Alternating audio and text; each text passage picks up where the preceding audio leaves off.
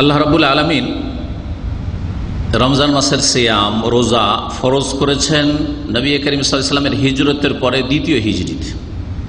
কোরআনে কারীমের সূরা বাকারার আয়াত নম্বর 183 থেকে শুরু করে 87 পর্যন্ত এই আয়াতগুলি রমজান সংক্রান্ত আর রোজা সংক্রান্ত বিভিন্ন বিধি বিধান এই আয়াতগুলিতে আল্লাহ রাব্বুল আলামিন বর্ণনা করেছেন। এই আয়াতগুলি দিয়ে আল্লাহ রাব্বুল আলামিন এই রমজান মাসের সিয়াম রোজাকে ফরজ করেছেন।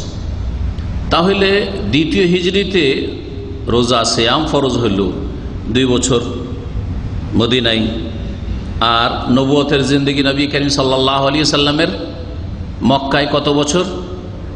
13 বছর। তাহলে 13 2 মোটামুটি 15 বছর। 15 বছর ধরে রাসূলুল্লাহ সাল্লাল্লাহু আলাইহি সাল্লাম কোন বিষয়গুলির দাওয়াত দিয়েছিলেন? এই বিষয়গুলি প্রথম আপনাকে জানতে হবে, কারণ সেখান থেকেই রাসূলুল্লাহ সাল্লাল্লাহু আলাইহি সাল্লাম দিন শুরু করেছেন। আর দিন ইসলামের মৌলিক বিষয়গুলি, মূল নীতিমালাগুলি আল্লাহ রাব্বুল আলামিন নাযিল করেছেন এই মক্কার যুগে। তাহলে দিনের মূল নীতি হচ্ছে আল্লাহর একত্ব, তাওহীদ। আর তাওহীদের পরিপন্থী বিষয় থেকে সতর্ক সাবধান করা। তাওহীদের বিপরীত হচ্ছে শিরক, বড় শিরক হোক, ছোট শিরক হোক, প্রকাশ্য হোক, গোপনে হোক। তাহলে আমাদের আকীদায়, আমলে, কথায়, কাজে কোনো রকমের যেন শিরক না থাকে। আর আমরা তাওহীদ যেন জীবনের প্রতিটি ক্ষেত্রে আল্লাহর একত্ব, ইখলাস প্রতিষ্ঠা করি। এই বিষয়টা আমাদেরকে প্রথম জেনে নিতে হবে। শিরকি আকীদা আমল যদি আমাদের থাকে তাহলে নামাজ পড়ে আবার লাভ নাই, যেটা নবী করিম সাল্লাল্লাহু আলাইহি সাল্লামের নবুয়তের জীবনের 10 বছর পরে, মক্কায় ফরজ হয়েছে কিন্তু 10 বছর পরে মেরাজে আল্লাহ রাব্বুল ফরজ করেছেন।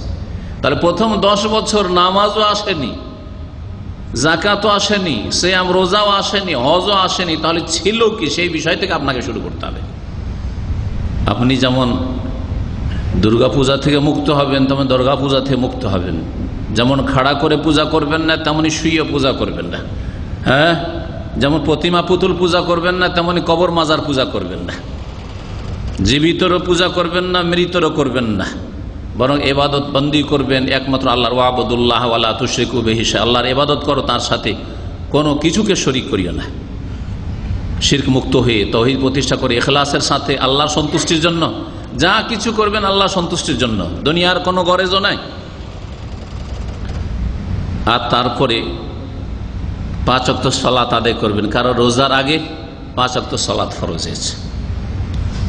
আর তারপরে আল্লাহ যাকাত ফরজ করেছেন।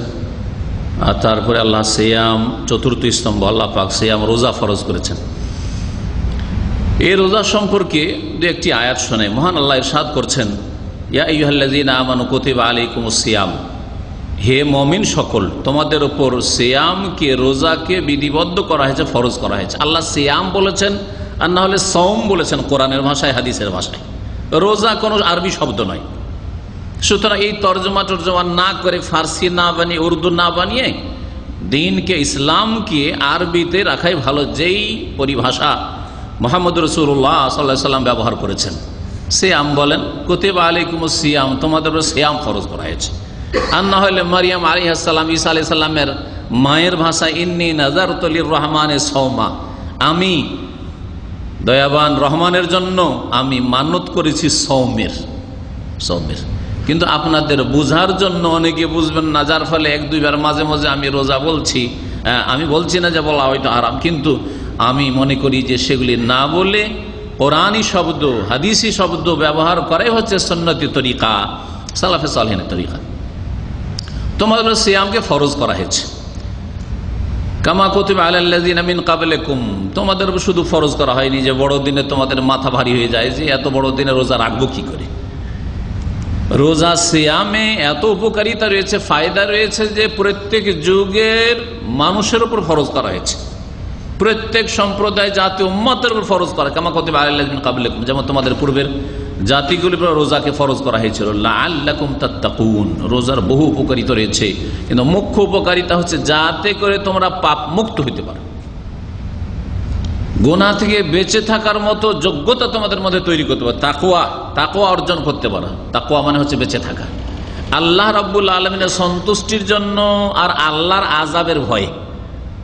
আল্লাহর নিয়ামত পাওয়ার জন্য, আল্লাহর সন্তুষ্টির মাধ্যমে, আল্লাহর নিয়ামত সবচেয়ে বড় নিয়ামত, যে উদ্দেশ্যে আপনার ইবাদত বন্দেগী সারা জীবন, সেটা হচ্ছে জান্নাত, জান্নাত লাভের জন্য। আর আল্লাহর আযাব, সবচেয়ে বড় আযাব হচ্ছে জাহান্নামের আযাব, জাহান্নামের আযাব থেকে নিজেকে বাঁচানোর জন্য আল্লাহর ভয়ে, আল্লাহর আযাবের ভয়ে, আল্লাহর সন্তুষ্টির জন্য গুনাহ থেকে বেঁচে থাকা। তাহলে এই যে উদ্দেশ্যে গুনাহ থেকে বেঁচে থাকার কথা বললাম, আল্লাহর সন্তুষ্টির জন্য আর দুনিয়া আখিরাতের সার্বিক কল্যাণ হাসিল করার জন্য, আল্লাহর আযাব থেকে বাঁচার জন্য, যদি গুনাহ থেকে বাঁচেন তাহলে তাকওয়া হলো। আর মানুষের ভয়ে, শাসকের ভয়ে, বাপের ভয়ে, মায়ের ভয়ে, কফিলের ভয়ে, মালিকের ভয়ে, অথবা বদনামের ভয়ে ইত্যাদিতে, সমাজের ভয়ে, কলঙ্কের ভয়ে, এসব ভয়ে যদি পাপ থেকে বাঁচেন, এর নাম তাকওয়া না। সারা জীবন কোনো পাপ করলেন না, কাবিরা গুনাহ করলেন না, কিন্তু কার ভয়ে? সমাজের ভয়ে, বাপের ভয়ে, সরকারের ভয়ে। সৌদি আরবে সারা জীবনটা কাটলো আর সরকারের ভয়ে, তাহলে আপনার মধ্যে তাকওয়া নেই। রোজা এমন মুসলিম বানায়, এমন ভালো মানুষ বানায় যে আপনি যেখানেই থাকুন না কেন কোনো পাহারাদার লাগবে না, কোনো প্রশাসনের প্রয়োজন নেই। আপনাকে যদি ফ্রি ছেড়ে দেওয়া হয় যে তোমার পিছনে কোনো প্রশাসন নেই, তারপরে আপনি নিজেকে সমস্ত রকমের অন্যায় থেকে আর অপরাধ থেকে, জুলম অত্যাচার থেকে, কারো হক নষ্ট করা থেকে, কোনো পাপ থেকে, ফরজ ওয়াজিব ছাড়া থেকে বাঁচিয়ে রাখবে, এই তাকওয়া। তাহলে দুনিয়ার গরজ যদি গুনাহ থেকে বেঁচে থাকেন, এর নাম তাকওয়া নেই। ভালো করে মনে রাখেন, অনেক ভাইয়েরা আছেন, বরং অধিকাংশ মুসলিম আজকাল সমাজের কলঙ্কের ভয়, দুনিয়াতে একটা চরিত্রবান মানুষ হতে চাই, মানুষের মতো মানুষ নিজেকে গড়তে চাই, কিন্তু এই সেন্স নিয়ে নয় যে আল্লাহর কাছে জবাবদেহি করতে হবে এই ভয়ে, আল্লাহর কাছে হিসাব হবে এই জন্য, না, ওইসব নয়। মানুষের মতো মানুষ হতে চাই, পশ্চিমাদের মতো চিন্তাধারা, সেই জন্য গুনাহ থেকে বেঁচে থাকে, তাহলে তার মধ্যে তাকওয়া নেই।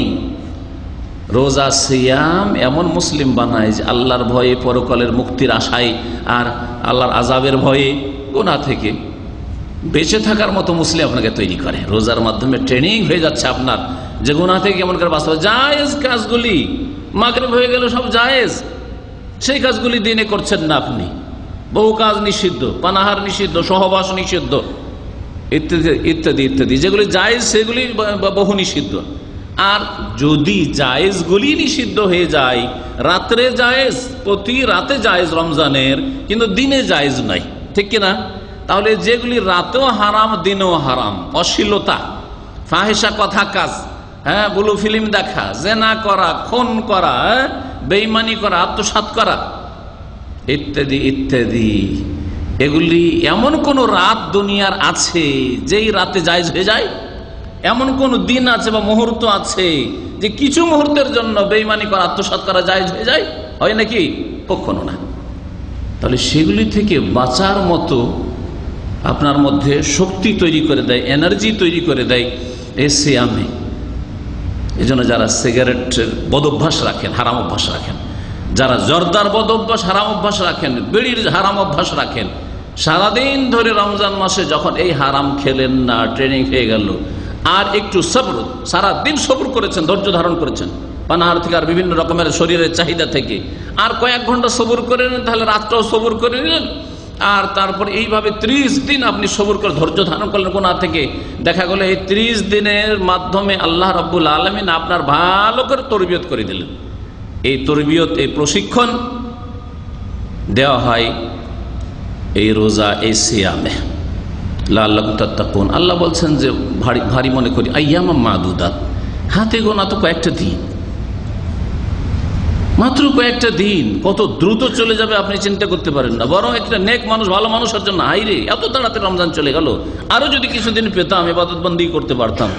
আইয়ামাম মাদুদাত, তারপর এই কয়েক দিনেও যদি তোমাদের কারো সত্যি অসুবিধা থাকে, কোন অসুবিধা, ফামান কানা মিনকুম মারিদান আও আলা সাফার, তোমাদের মধ্যে কেউ যদি অসুস্থ থাকে, যার কারণে রোজা রাখা কষ্ট হয়ে যায়, এমন অসুস্থতা যে রোজা রাখা কষ্টকর তার জন্য, শরীরের জন্য, আও আলা সাফার, অথবা সফর রয়েছে, রোজা রাখা কষ্টকর, ঠিকভাবে সাহারি পায় না, সেই ঠিকভাবে ইফতারি পায় না, আর দৌড়াদৌড়ি ছুটাছুটির মধ্যে রয়েছে, এমন না যে হোটেলে আরাম করছে আর খুব আরামে রয়েছে, এমন না বাড়ির মতোই কষ্ট, তাহলে ফাইদ্দাতু মিন আইয়ামিন উখার, তাহলে অন্য দিনে রোজা রেখে নিন।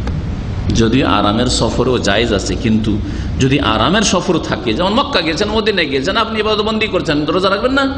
যদি পারেন রোজা রাখতে ভালো কথা, কিন্তু উমরা করতে গিয়ে ক্লান্ত আপনি দিনে, হ্যাঁ খুব পিপাসা লাগছে, আপনার জন্য জায়েজ, এমন নয় যে আপনি উমরা করতে গেছেন সেই জন্য রোজা ছাড়া যাবে না, এরকম অনেকের ভুল ধারণা আছে।